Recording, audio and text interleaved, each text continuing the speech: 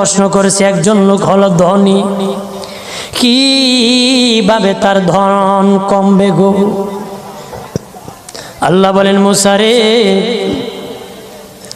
তারে জানিয়ে দাও যাকাত দেওয়া যেন বন্ধ করে দে, শুকরিয়া আদায় করা যেন বন্ধ করে দে, তাহলে আমি প্রভু আল্লাহ সুবহানাহু ওয়া তাআলা তার ধন কমায়া দিব। যদি শুকরিয়া আদায় বন্ধ করে তাহলে ধন আমি কমাই।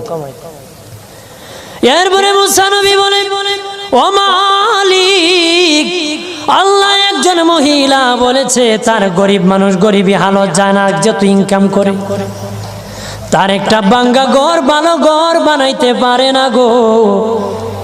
ও প্রভু, কি করলে তার ঘর উন্নতি হবে, তার অবনতির থেকে উন্নতি হবে?